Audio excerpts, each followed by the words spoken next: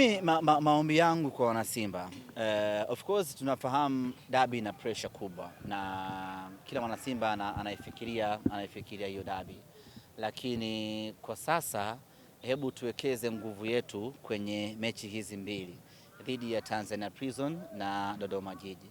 Tukishamaliza hizi tutakwenda kwenye mazungumzo na maandalizi ya mechi ya dabi, na sisi tuwe very smart wana Simba, tuoneshe ukubwa na ukomavu wetu, tusiingie kwenye ajenda, tusiingie kwenye propaganda za watoto wadogo, na tunasema hivyo ili kuepusha taharuki. Unajua pamoja na jambo ambalo tunapaswa kufanya ni kuilinda dabi na kulinda mpira wa Tanzania. Sasa tunaulindaje? Basi kuepusha matamko, kuepusha maneno ambayo yanakwenda kupoteza ile utulivu wa dabi. Kwa wana Simba tutulie, muda utafika, miguu ya wachezaji wetu itakwenda kuzungumza uwanjani. Tukishinda kwa ubora wetu, tukipoteza kwa makosa makosa yetu, maisha mengine yanaendelea. Kwa hiyo tusiingie kwenye marumbano na nini, sababu hata hiyo issue unayosema ya huyo mchezaji mwenye uraia, hakuna mahala popote ambapo Simba tumetoka na tukasema bana tumefanya 1 2 3. Kwa hiyo kimona mtu anajibu from mitandaoni na sio kwenye mdomo wa Simba, na kwa mantiki hiyo hata mimi nakosa uhalali wa kuzungumzia sakata hilo kwa sababu bado halijatoka kwenye midomo ya Simba Sports Club.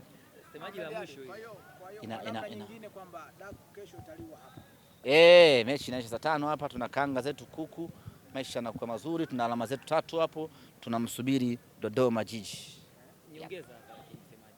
Tumeona mmemaliza michuano ya kimataifa, kwa bahati mbaya ameishia makundi.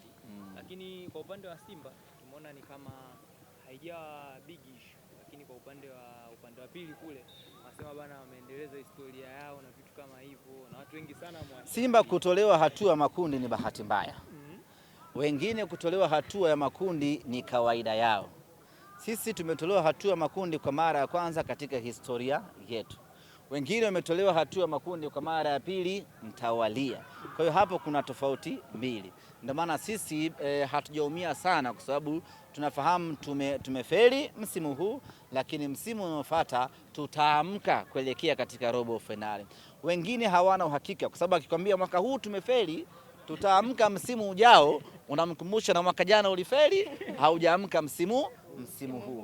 Kwa sisi bado tunayo room ya kufanya vizuri kwa sababu sisi kwetu kuishia hatua ya makundi imetokea kwa bahati mbaya msimu huu, lakini wengine huwezi kuita bahati mbaya kwa sababu mwaka jana wewe umo na mwaka huu wewe haumo. Kwa hiyo wao inakuwa ni kamwendelezo. Sisi ni bahati mbaya, lakini we are very sure kwa aina ya timu tuliokuwa nayo tuna uhakika sisi msimu ujao kufanya vizuri na kurudi robo finali.